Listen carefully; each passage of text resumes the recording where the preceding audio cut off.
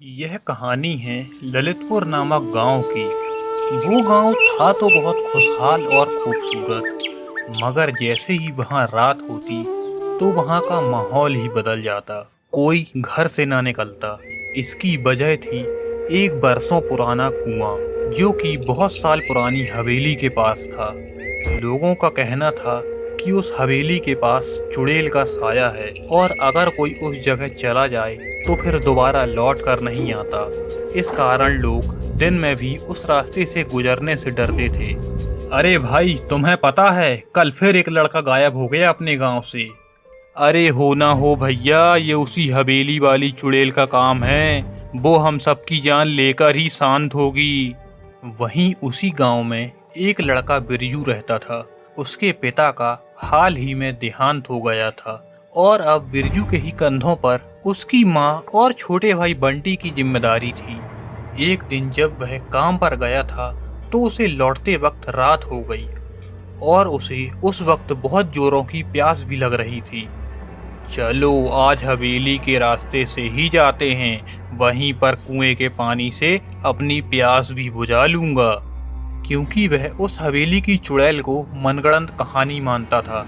अब वह उसी हवेली के रास्ते की तरफ आगे बढ़ने लगा। जैसे ही वह उस हवेली के पास वाले कुएं पर पहुंचा तो उसे कुएं के पास से अजीबोगरीब आवाज सुनाई देने लगती है। कभी पायल की आवाज आती तो कभी किसी के रोने की। अब उसे भी डर लगना चालू हो गया था। अब वह जैसे ही उस कुएं के पास पहुंचा तो अचानक उसे ऐसा लगा कि उसके पीछे कोई उसे आवाज दे रहा है। बिरजू, ओ बिरजू। वह जैसे ही पीछे मुड़ा और देखा तो वहां कोई न था। उसने कुएं की तरफ आगे बढ़ने की कोशिश की तो अचानक उसके सामने एक डरावने चेहरे के साथ एक चुड़ैल दिखाई दी और वह डर के मारे तुरंत बेहोश हो गया। रात को बिरजू के घर न पहुंचने पर उसकी माँ बहुत परेशान थी और सोचने लगी, अरे ये लड़का आया क्यों नहीं अभी तक? शायद रात बहुत हो गई है इसलिए रुक गया होगा कहीं पर। चलो सुबह होने पर लौट आएगा। अगले दिन जब सुबह होने पर भी बिरजू घर न लौटा तो उसकी माँ ने गांव वालों से बिरजू के बारे में पूछा। अरे भैया, आपने बिरजू को देखा है क्या? वह रात से घर नहीं आया। अरे बहन, कल रात उस चुड़ैल ने फिर किसी का शिकार किया है। उसका कुछ सामान वहीं कुएं के पास आज गांव वालों को मिला है। अरे ये तो बिरजू का ही सामान है। उसकी माँ जैसे ही वह सामान देखती है तो तुरंत पहचान जाती है कि ये तो बिरजू का ही सामान है और जोर जोर से रोने लगती है और लोगों से उसकी मदद करने के लिए कहती है। अरे कोई तो मदद करो मेरी, मेरे बिरजू को वापस ले आओ। मेरे बिरजू को वापस ले आओ। लेकिन कोई उसकी मदद करने को तैयार नहीं होता और वह रोते भिलकते अपने घर को चली जाती है। अपनी माँ को रोता देख बंटी से रहा नहीं गया और उसने चुपचाप ही अपने भाई को ढूंढने का प्लान बनाया और रात में अकेले ही वह घर से अपने भाई बिरजू को ढूंढने के लिए निकल पड़ा। बंटी था तो साहसी, मगर था तो 6 साल का छोटा बच्चा ही। रास्ते में उसे कई तरह की डरावनी आवाज सुनाई दे रही थी, पर भाई का प्यार उसे रुकने नहीं दे रहा था। वह कह रहा था कि अब वह अपने भाई को वापस लेकर ही आएगा। थोड़ी देर में बंटी चुड़ैल के कुएं के पास पहुंचता है। तभी उसे भी अजीबोगरीब आवाज सुनाई देने लगती है। बंटी, ओ बंटी।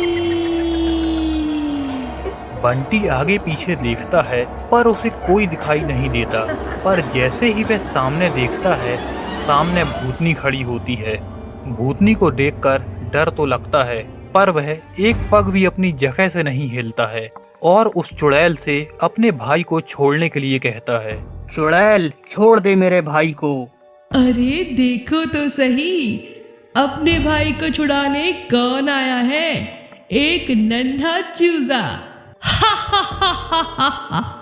इधर बंटी को घर पर ना पाकर बंटी की माँ घबरा जाती है। हे भगवान, ये बंटी कहाँ चले गया? कहीं ये अपने भाई को अकेले बचाने तो नहीं चला गया?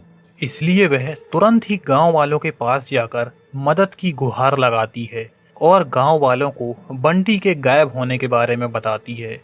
अरे भैया, मेरा बंटी भी नहीं मिल रहा है। शायद वो अपने भाई को बचाने गया है। अब तो आप लोग मेरी मदद कर दो। मेरे पति तो है नहीं। अगर मेरे बेटे भी नहीं रहेंगे तो मैं किसके सहारे जीऊंगी। जैसे ही गांव वाले बंटी के बारे में सुनते हैं तो उन्हें बहुत शर्मिंदगी महसूस होती है कि एक 6 साल का लड़का उस चुड़ैल के पास अकेले लड़ने चला गया। लेकिन उन सबको साथ में भी डर लग रहा है, तो उन्होंने आज आर्या पार करने की ठान ली और कहने लगे, चलो भाइयों, आज आर्या पार हो ही जाए। हाँ, चलो आज उस चुड़ैल को जड़ से ही खत्म कर देते हैं। और फिर गांव वाले उस कुएं की तरफ चल पड़ते हैं। कुछ देर में गांव वाले कुएं के पास पहुंचते हैं और देखते हैं कि बंटी चुड़ैल के सामने डट कर खड़ा है। चुड़ैल को देखकर गांव वालों की खटिया खड़ी हो जाती है, पर बंटी को अकेला खड़ा देख गांव वालों को हिम्मत आती है और वह कहते हैं, बंटी, हम सब आ गए हैं, ये चुड़ैल अब कुछ नहीं कर सकती। अरे आ गए तुम लोग भी आज गायब होने। लगता है आज अच्छी दावत मिलेगी। गांव वाले कहने लगे, चुड़ैल, आज तुझे मरना ही होगा। आज हम तुझे खत्म करके ही जाएंगे। हाँ भाइयों, आज इसका काम खत्म करते हैं। मारो उस चुड़ैल को, मारो।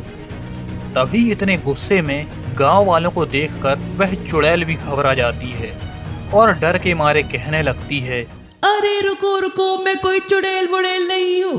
मैं तो लोगों को पकड़कर उस हवेली के नीचे खुदाई करवाती हूँ। मुझे पता चला है कि उस हवेली के नीचे कई साल पुराना सोना दबा है, इसलिए मैं यहाँ से लोगों को पकड़कर इस हवेली में काम करवाती हूँ। इतना सब सुनकर गांव वालों को लगने लगा कि वह खामोखा ही डरते थे इस जगह पर आने से, जिसके कारण वह चुड़ैल बनकर हम सबको इस जगह से दूर रखती थी। तभी गांव वाले बिरजू के साथ साथ गांव के दूसरे लोगों को भी आजाद करवा देते हैं और वापस गांव आ जाते हैं।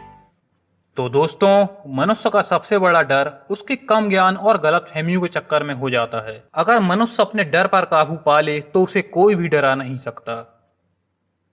तो यह कहानी कैसी लगी आपको, हमें कमेंट करके बताना ना भूलें और जल्दी से चैनल को सब्सक्राइब कर लें और बेल आइकन को भी दबा दें ताकि नई नई कहानियों की वीडियो आपको सबसे पहले मिल जाएं। मिलता हूँ नई कहानी के साथ।